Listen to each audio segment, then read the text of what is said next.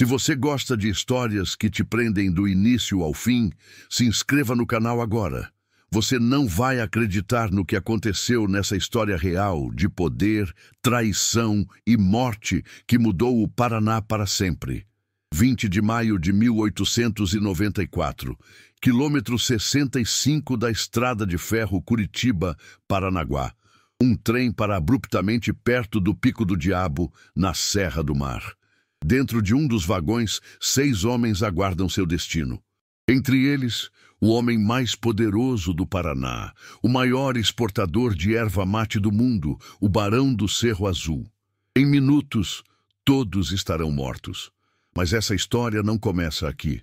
Ela começa décadas antes, quando um jovem visionário decidiu transformar uma simples erva em um império que rivalizaria com as maiores fortunas do Brasil.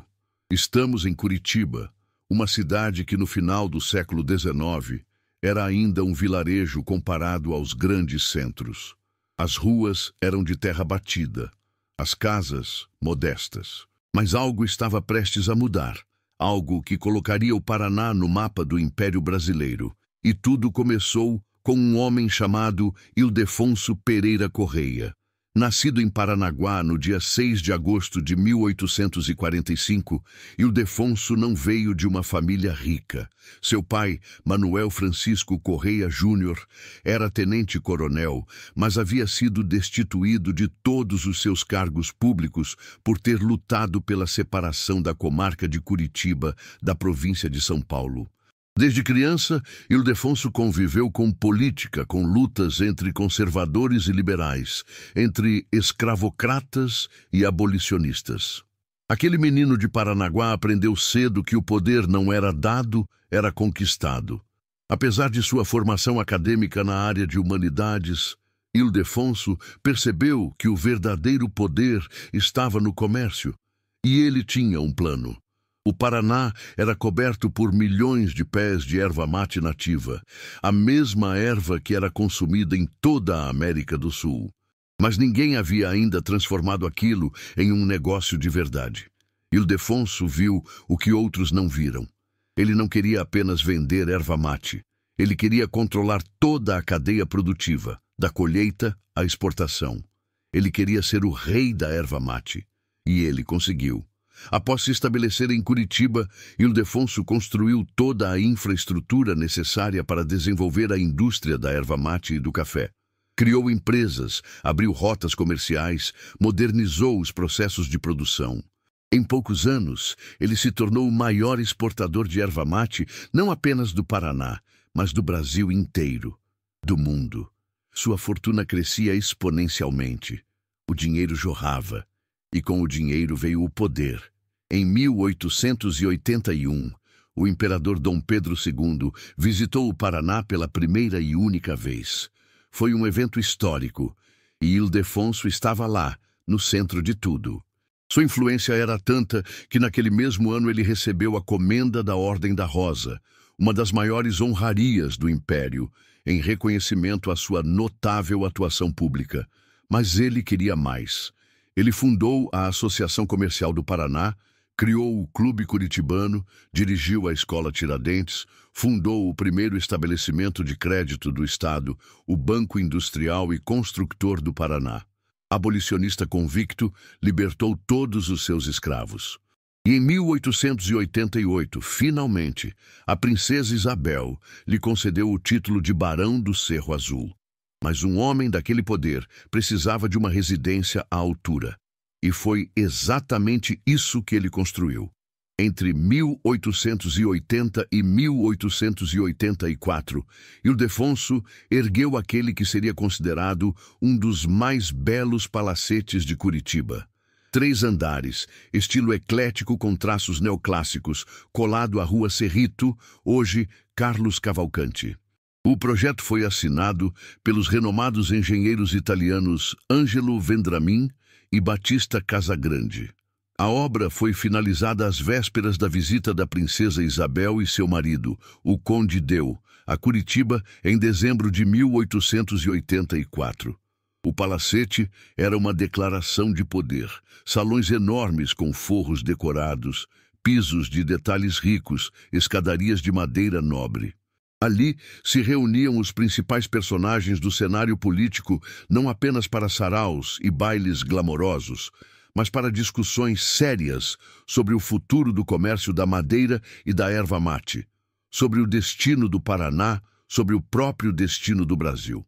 Aquela casa era o coração pulsante da elite paranaense, e Ildefonso Pereira Correia, o barão do Cerro Azul, era o seu coração.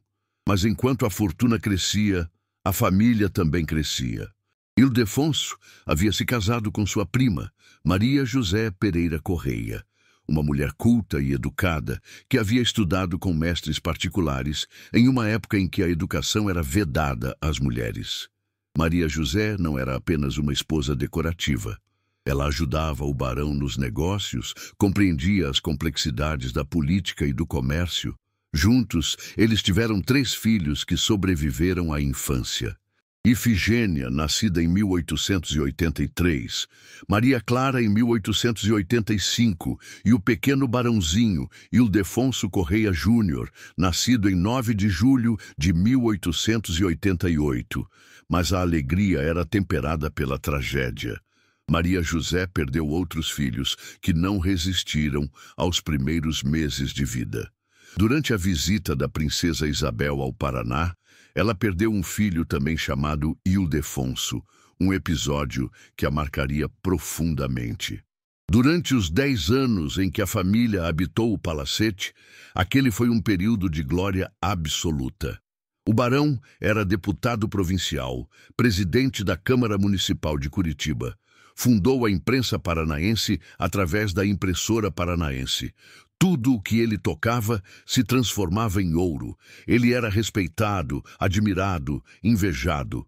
Mas o barão do Cerro Azul não sabia que uma tempestade política estava se formando e que essa tempestade destruiria tudo o que ele havia construído. Em 1889, tudo mudou.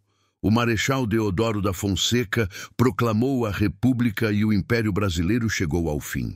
Para homens como o barão do Cerro Azul, que haviam construído suas fortunas sob a proteção da monarquia, aquilo era um território completamente novo. Mas Ildefonso era um homem pragmático. Quando o governador Vicente Machado da Silva Lima o convidou para a comissão organizadora do Partido Republicano, ele aceitou. Afinal, os negócios precisavam continuar.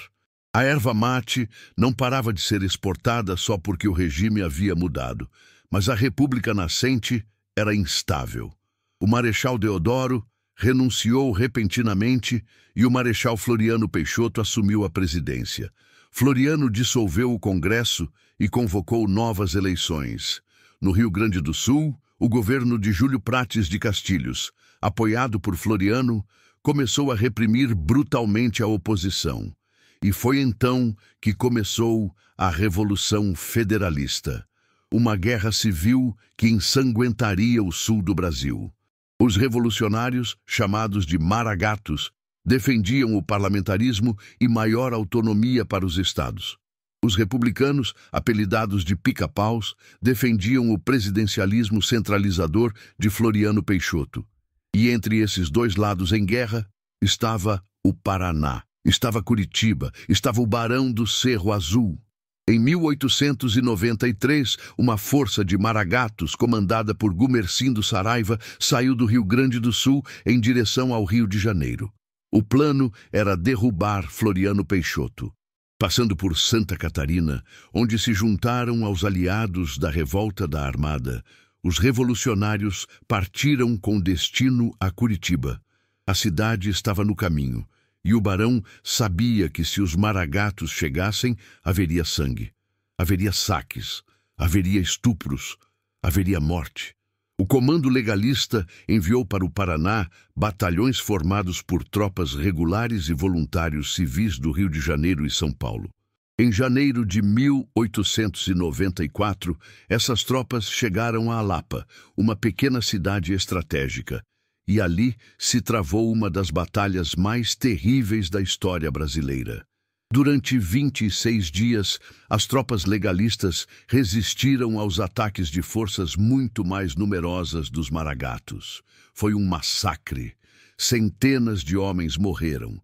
E enquanto a Lapa sangrava, Curitiba aguardava seu destino.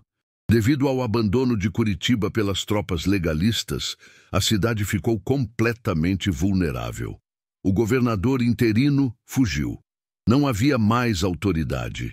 E foi então que os cidadãos de Curitiba se voltaram para o homem mais poderoso, mais respeitado, mais capaz de salvá-los. Ildefonso Pereira Correia, o Barão do Cerro Azul. Em 20 de fevereiro de 1894, João Menezes Doria entrou em Curitiba à frente de 150 cavalarianos. De um trem especial, desembarcaram o almirante Custódio de Melo, Teófilo Soares Gomes e vários oficiais da Marinha e do Exército. Os maragatos haviam tomado a cidade. E João Menezes Doria foi aclamado governador do estado do Paraná. O barão foi convocado pelos cidadãos para fazer um acordo com os revolucionários. Seu objetivo era simples e desesperado: proteger a população de violências, saques e estupros. A junta governativa de Curitiba, presidida pelo próprio barão, transformou-se em uma comissão para lançamento do empréstimo de guerra. O plano era arrecadar fundos para os rebeldes e, com isso, comprar a proteção da cidade, salvar vidas com dinheiro. O barão emprestou sua própria fortuna aos maragatos, um empréstimo de guerra que impediu que as tropas revolucionárias saqueassem Curitiba. Graças a ele, a cidade foi poupada. Não houve massacre, não houve violência em massa. As famílias foram protegidas. O barão havia salvado Curitiba, mas ele não sabia que aquele ato de heroísmo seria transformado em traição. Os maragatos permaneceram em Curitiba por semanas. E durante esse tempo, embora o barão e os comerciantes que apoiaram a comissão procurassem apenas evitar saques e desordens, seus atos os comprometeram como colaboradores com o movimento revolucionário. Aos olhos dos legalistas, o Barão do Cerro Azul havia se tornado um traidor, um inimigo da República. Então a sorte mudou. O tempo que os maragatos perderam durante o cerco da Lapa permitiu que as tropas legalistas se reagrupassem e recebessem reforços ao norte de Curitiba, em Itararé, na divisa entre São Paulo e Paraná. As forças republicanas, agora muito mais fortes, marcharam de volta para Curitiba. Os maragatos, percebendo que estavam cercados, fugiram para o Rio Grande do Sul. A cidade foi reocupada pelas tropas legalistas. Vicente Machado da Silva Lima assumiu como novo governador do Paraná e anunciou o estado de sítio. O novo comandante do Distrito Militar começou imediatamente a demitir funcionários públicos e a capturar pessoas acusadas de colaborar com os maragatos. E o nome no topo da lista era Ildefonso Pereira Correia, o Barão do Cerro Azul. No Palacete Wolf, um prédio que servia como quartel-general do 5º Distrito do Exército Brasileiro, o barão foi preso. Junto com ele, outros 5 homens proeminentes de Curitiba foram capturados: Prisciliano Correia, José Lourenço Schleder, José Joaquim Ferreira de Moura, Rodrigo de Matos Guedes e Balbino de Mendonça, todos acusados de colaboração com os revolucionários.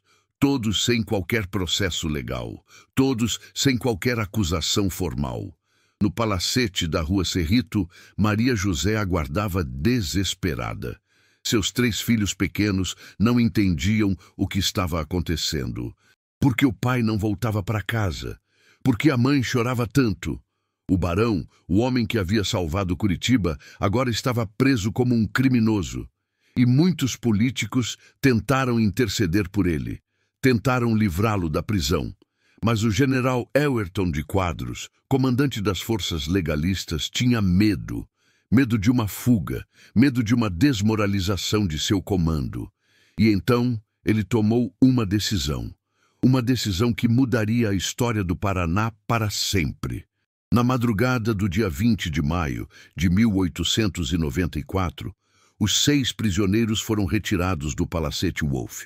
Disseram a eles que seriam levados à estação ferroviária de Curitiba para embarcarem em um navio da Marinha em Paranaguá, que seriam julgados no Rio de Janeiro, que teriam seus direitos garantidos. Era tudo mentira. O trem partiu de Curitiba na escuridão da madrugada. Dentro do vagão, os 6 homens viajavam em silêncio. O barão do Cerro Azul, aos 48 anos, olhava pela janela enquanto o trem subia a Serra do Mar. Ele havia construído um império, havia salvado uma cidade inteira. E agora estava sendo levado como um criminão comum. Mas ele ainda tinha esperança. Seria julgado no Rio de Janeiro. Teria chance de se defender, de provar que havia agido para proteger vidas inocentes. O trem seguia pela estrada de ferro Curitiba-Paranaguá, serpenteando pela mata fechada da serra. Então, no quilômetro 65, perto do Pico do Diabo, onde há um alto despenhadeiro, o comboio parou abruptamente. Os 6 homens se entreolharam. Aquilo não era uma parada programada. Algo estava errado, terrivelmente errado. Os soldados da escolta entraram no vagão. Não havia expressão em seus rostos, apenas frieza. Ordens para cumprir. E então começou o pesadelo. Um por um, os prisioneiros começaram a ser arrastados para fora do vagão pelo pelotão de escolta. Rodrigo de Matos Guedes, percebendo o que estava acontecendo, atirou-se pela janela do trem na tentativa desesperada de escapar, mas recebeu uma descarga de fuzilaria em pleno ar. Seu corpo rolou pelo precipício e desapareceu na escuridão. Balbino de Mendonça, em pânico absoluto, agarrou-se ao vagão com todas as suas forças. Não queria morrer. Não daquela forma. Os soldados quebraram seus braços a coronhadas. O som dos ossos estalando ecoou pela serra, e então o abateram a tiros de revólver. Seu corpo caiu no despenhadeiro. O barão do Cerro Azul foi o último. Ele viu todos os seus companheiros serem assassinados. E quando chegou sua vez, um soldado atirou em sua perna. Ildefonso caiu de joelhos. Pela primeira vez em sua vida, aquele homem que nunca havia se curvado diante de ninguém estava de joelhos. Em desespero, ele propôs dividir toda a sua fortuna com os oficiais da escolta se fosse poupado. Milhões em erva mate, empresas, propriedades, tudo, mas não adiantou. Um soldado mirou cuidadosamente e disparou. A bala atingiu o barão bem no centro da testa. Ildefonso Pereira Correia, o homem mais poderoso do Paraná, o barão do Cerro Azul, caiu morto. Os corpos foram simplesmente abandonados no local. Os soldados voltaram para o trem e o comboio seguiu viagem como se nada tivesse acontecido. Na serra, 6 homens jaziam mortos. Alguns dizem que os corpos foram jogados na grota. Outros afirmam que foram deixados à beira da estrada. A verdade se perdeu na escuridão daquela madrugada. Somente no dia seguinte, a polícia de Piraquara foi avisada da existência de cadáveres na serra. Quando chegaram ao local, o que encontraram era grotesco. Corpos mutilados, sangue por toda parte, uma execução sumária, brutal, sem julgamento, sem processo, sem dignidade. 6 homens proeminentes de Curitiba assassinados como animais. A notícia chegou a Curitiba como um raio. Maria José Pereira Correia, a baronesa do Cerro Azul, recebeu a visita de amigos do marido. Eles estavam pálidos, tremendo, e então disseram as palavras que destruiriam sua vida. Seu marido estava morto, assassinado, fuzilado na serra. A baronesa desmaiou. Quando acordou, começou a gritar. Um grito que, dizem, ecoou por todo o palacete. Os amigos do barão, temendo represálias das autoridades, foram até a serra às escondidas. Recuperaram o corpo de Ildefonso e o trouxeram de volta a Curitiba em segredo. O velório foi discreto, tenso. Muitos tinham medo de comparecer, medo de serem vistos prestando homenagem a um homem considerado traidor. Mas Maria José não se importava. Vestiu-se de preto, um luto que ela carregaria pelo resto de sua vida. O assassinato do Barão do Cerro Azul chocou o Brasil. Mesmo em uma época de guerra civil, aquilo foi considerado bárbaro. 6 homens executados sem julgamento, sem processo, sem direito de defesa. Quem havia dado a ordem? O general Elwerton de Quadros sempre negou. Vicente Machado, o governador, também negou. Mas alguém havia ordenado aquele massacre, e esse alguém nunca foi punido. Maria José sabia que não poderia continuar no palacete. Manter aquela casa imensa era extremamente custoso. E agora, sem o marido, sem a renda dos negócios da erva mate, ela não tinha como sustentar aquele padrão de vida. A família mandou construir uma nova casa ao lado do palacete. Menor, com apenas um andar, mas respeitando o estilo arquitetônico da primeira edificação. Ali, a baronesa viveria com seus 3 filhos. Ali, ela tentaria reconstruir sua vida. E o palacete? O solar do barão, como passou a ser chamado, começou a ser alugado. Entre 1897 e 1901, funcionou ali o Colégio de Meninas, uma instituição católica de educação infantil idealizada pelas irmãs da congregação francesa Nossa Senhora dos Santos Anjos. Depois, entre 1902 e 1909, o palacete foi sede do Grande Oriente Paraná, uma instituição maçônica. A casa que havia sido construída para durar gerações, que havia sido o centro do poder paranaense, agora servia a outros propósitos. Maria José não era apenas uma viúva passiva, ela era inteligente, culta, determinada. Em junho de 1895, o senador Barão de Ladário proferiu no Congresso Nacional um discurso emocionante sobre a morte do Barão do Cerro Azul. Aquele discurso havia sido escrito pela própria baronesa. Em uma carta poderosa, Maria José condenava os responsáveis pelo assassinato de seu marido, exigia justiça, exigia que a verdade viesse à tona.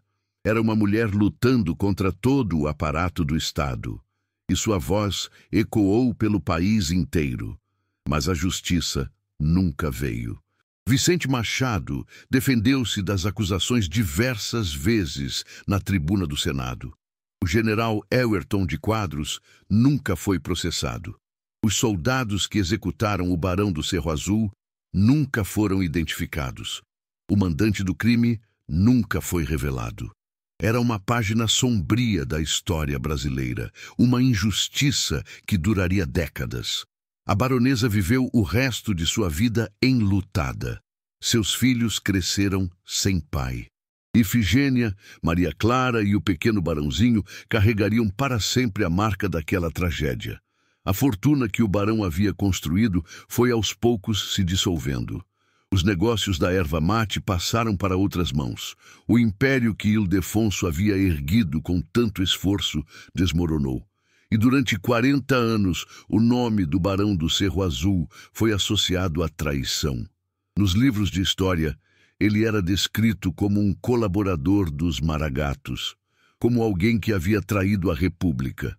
Sua memória foi manchada, seu legado foi destruído, mas entre 1912 e 1975, algo aconteceu com o palacete que mudaria tudo. O Exército Nacional ocupou o complexo, construíram prédios anexos, o solar do Barão se tornou propriedade militar, e durante décadas aquele lugar ficou fechado para o público. As paredes que um dia haviam ecoado com música de saraus e discussões políticas, agora ecoavam com botas militares e ordens de comando. Parecia que a história do Barão seria definitivamente esquecida. Mas a verdade tem uma forma peculiar de emergir.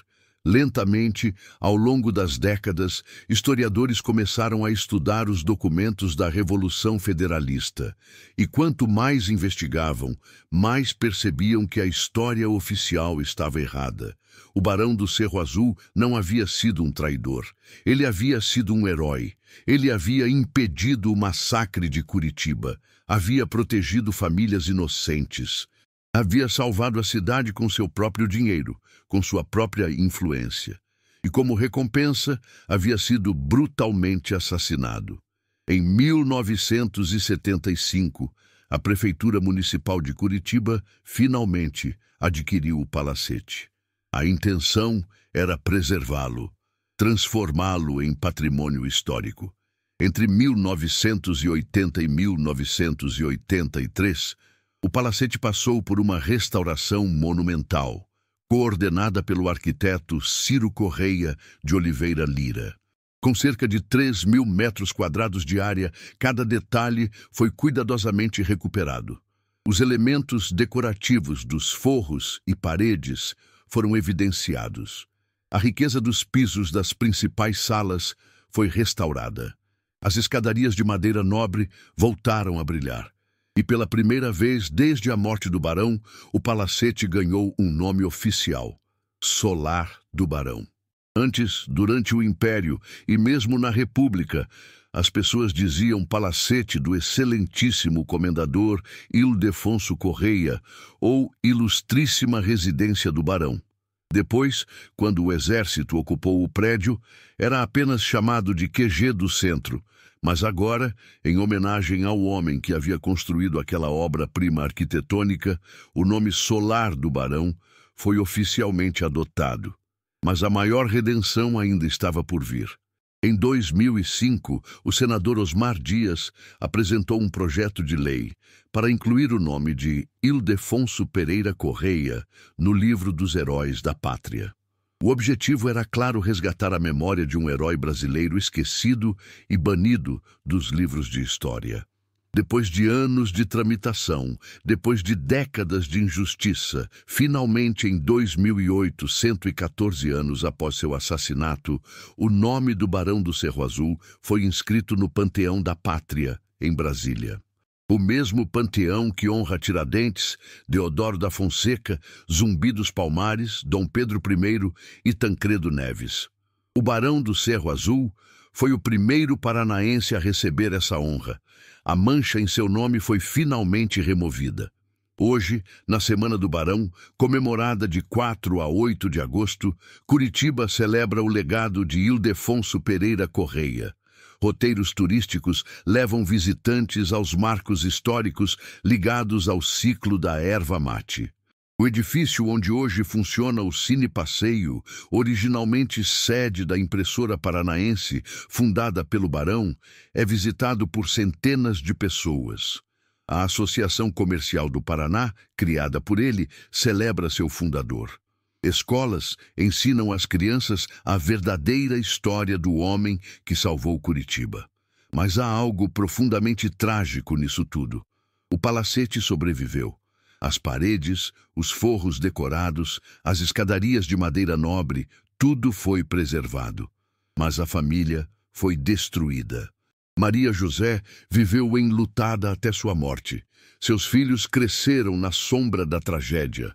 O império da erva mate passou para outras mãos. A fortuna se dissipou. E o homem que havia construído tudo isso, que havia transformado o Paraná em potência econômica, foi assassinado brutalmente aos 48 anos de idade, sem julgamento, sem processo, sem piedade. Você acha que a justiça chegou tarde demais para o Barão do Cerro Azul? Deixe sua opinião nos comentários. Se você ficou até aqui, você é exatamente o tipo de pessoa que vai amar os próximos casos deste canal. Se inscreva agora e ative o sininho para não perder nenhuma história real que marcou o Brasil. E me conta que história do Paraná ou de outro estado você gostaria de ver aqui? Comenta aí embaixo. No próximo episódio, outra história sombria de poder, traição e vingança que você não vai querer perder.